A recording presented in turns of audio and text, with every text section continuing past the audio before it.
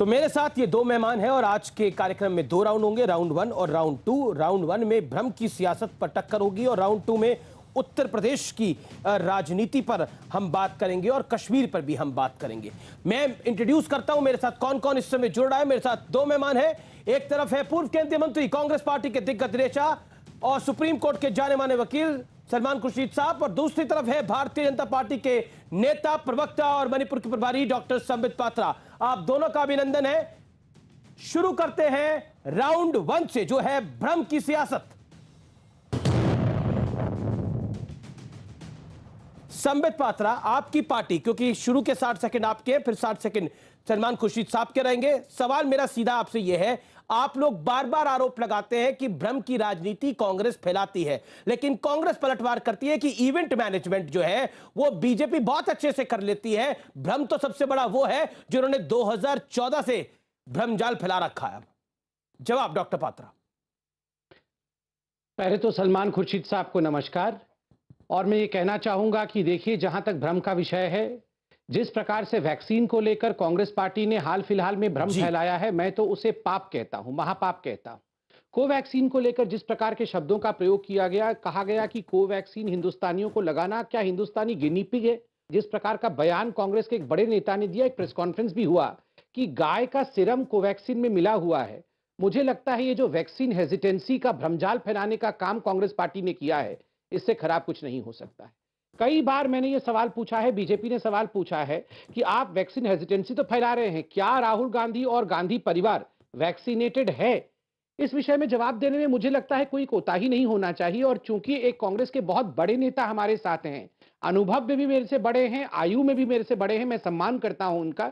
मुझे लगता है आज शायद राहुल गांधी जी, प्रियंका जी और रॉबर्ट वाड्रा जी के वैक्सीनेशन को लेकर सलमान जी जरूर बताएंगे कि उन्होंने वैक्सीन लिया है या नहीं, और अगर लिया है तो फोटो भी सार्वजनिक करेंगे, ताकि कम से कम जो लोग कांग्रेस को मानते हैं वो वैक्सीनेट तो हो। क्योंकि ये एक बहुत महत्वपूर्ण है, वैक्सीनेशन का होना, लोग वैक्सीनेट होना, ये लड़ाई में बहुत महत्वपूर्ण अंग है। इसलिए मैं आशा करता हूं कि सलमान जी इसका जवाब देंगे। अगर राहुल गांधी जी वैक्सीनेट हुए हैं तो आदरणीय सलमान जी देश को इस खबर से अवगत कराएंगे। जी, मैं खुर्शीद साहब आपका रुख करता हूं। क्या आपको लगता है वैक्सीन के मुद्दे पर सियासत होनी चाहिए? अखिलेश यादव जी ने भी बोला कि मैं बीजेपी की वैक्सीन को नहीं लगवाना चाहता। कांग्रेस ने आरोप लगाया, राहुल गांधी जी ने आरोप लगाया कि बीजेपी की सरकारें मौत के आंकड़ों को छुपा रही हैं। क्या कहना चाहते हैं आप? देखिए, पहले तो संबित पात्रा को मैं भी नमस्कार करूं। संबित पात्रा, मेरा ये सौभाग्य है कि संबित पात्रा एक डॉक्टर हैं, तो इसलिए मुझे उम्मीद है कि डॉक्टर इस संवेदनशील मामले में बहुत सूझबूझ के साथ अपनी बात कहेगा, क्योंकि इनकी डॉक्टर की बात में लोगों को विश्वास होता है। मुझे ना कोई अधिकार है ना जानकारी है कि मेरे अपनी पार्टी में किस किस ने वैक्सीनेशन ले लिया है, लेकिन इतना मैं कह सकता हूं कि मैं पार्टी का सच्चा कार्यकर्ता हूं और मैंने वैक्सीनेशन की दोनों डोजेज़ ले ली हैं। तो कम से कम मेरे बारे में संबित पात्रा जी जो हैं वो कम से कम आश्वस्त होंगे कि मुझे कुछ नहीं होने जा रहा है। मेरी उनसे चर्चा और बातचीत चलेगी। मैं ये बात स्पष्ट कर दूं, कांग्रेस वैक्सीनेशन को सपोर्ट करती है, हमेशा से करती आई है। सिर्फ कोविड वैक्सीनेशन नहीं, हर किस्म के वैक्सीनेशन को, यूनिवर्सल प्रोटेक्शन के लिए वैक्सीनेशन को कांग्रेस सपोर्ट करती है और करना चाहिए। अब इसमें कहीं गाय के सीरम की बात करना और कुछ और करना उन लोगों को शोभा नहीं देता जो गाय को एक बहुत सम्मान देते हैं और बहुत अपनी जीवन का और भारतीय जीवन का एक बहुत प्रमुख अंग मानते हैं। तो उस बात को काहे छेड़ा जाए? वैक्सीन पर बात बड़ी स्पष्ट है। हम सब वैक्सीन लगाना चाहते हैं। अब किसी को मैनेजमेंट में कोई आपत्ति है कि हम ऐसे करते, आप ऐसे कर रहे हैं, डॉक्टर भी कहते हैं, साइंटिस्ट भी कहते हैं, कहीं ना कहीं लोगों में आपस में इसमें मतभेद है। उस मतभेद को वैक्सीनेशन होना चाहिए, उस पर कोई प्रश्न चिन्ह लगाने की गुंजाइश नहीं होनी चाहिए।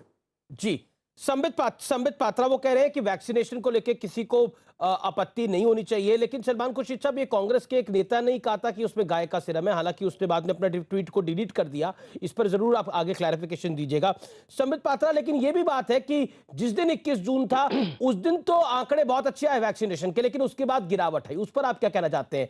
इसी पे कांग्रेस तर्ज कस रही है कि इवेंट मैनेजमेंट है। देखिए, मुझे लगता है वैक्सीनेशन जैसे महत्वपूर्ण विषय को इवेंट मैनेजमेंट कहना कहीं ना कहीं बहुत छोटा कर देना है इस विषय को। और मैं तो कहता हूं वैक्सीनेशन ड्राइव को वाकई हर किसी को इसको इवेंट के रूप में ही लेना चाहिए और इसे मैनेज भी करना चाहिए कि कैसे ज्यादा से ज्यादा लोग अपने घर से निकलें और सेलिब्रिटीज डिमांड करें कि हम सब वैक्सीनेशन हो, वो एडवर्टाइज करें और ज्यादा से ज्यादा लोग, जो लोग वैक्सीन हेजिटेंसी में भी फंसे हुए हैं, उससे बाहर आके वैक्सीन ले। मगर दुख तब होता है जब बहुत पढ़े लिखे लोग, सलमान जी ठीक कह रहे हैं कि मैं तो डॉक्टर हूं, सलमान जी भी बहुत बड़े देश के वकील हैं, मगर जब बड़े बड़े नेता, राजनेता, मेंबर ऑफ पार्लियामेंट्स कहीं ना कहीं भ्रम फैलाने की कोशिश करते हैं। मनीष तिवारी जी, देखिए मनीष तिवारी जी मेरे भी अच्छे मित्र हैं, सलमान जी के अच्छे मित्र हैं, पढ़े लिखे और अच्छे व्यक्ति हैं। उन्होंने जब कहा कि Indians are being treated as guinea pig, मुझे लगता है ऐसे शब्दों का चयन करना ये उचित नहीं है। और जब एक मुख्यमंत्री किसी राज्य के कहते हैं कि हमें कोवैक्सीन नहीं चाहिए, हम कोवैक्सीन नहीं लेंगे, आपको पता है छत्तीसगढ़ में ये हुआ था, तो मुझे लगता है इस प्रकार एक राज्य जब मना कर देता है कि मैं कोवैक्सीन नहीं लूंगा, तो कहीं ना कहीं इससे वैक्सीन हेजिटेंसी भी फैलती है और इससे एक अच्छा संदेश जनता के मध्य में नहीं जाता है। जी सलमान खुर्शीद, इस पर आपका जवाब। उस पर मेरा एक सवाल है। भावुक हम सब हो जाते हैं, आपको भी कई बार आप किसी से मिलने जाते होंगे तो भावुक हो सकते हैं, लेकिन इमोशनल पल सबके लिए होता है। प्रधानमंत्री भी जब वो कोविड की सेकेंड वेव की बात कर रहे थे तो वो इमोशनल हो गए। राहुल गांधी ने उस पर तंज कसा और राहुल गांधी ने बोला कि रोने से कुछ नहीं होता, आंसू आने से कुछ नहीं होता, ऑक्सीजन देनी चाहिए थी। क्या आपको लगता नहीं है कि पॉलिटिक्स के अंदर हम इमोशंस को भूल गए हैं? और क्या आपको लगता है ये जायज है? देखिए, इमोशन कोई एक खास किस्म का नहीं होता है। इमोशंस अलग अलग किस्म के होते हैं। अगर किसी को कुंठा है, इमोशनल कुंठा है कि उसके सामने कुछ हो रहा है वो गलत है, तो वो उसको अपने शब्दों में व्यक्त करेगा। ये जो हम पर अंकुश है, हमारे कॉन्डक्ट पे जो अंकुश है हमारे संविधान में, हमारे कानून में, वो हमारे इमोशंस पर कोई अंकुश नहीं लगाता है हमारा संविधान।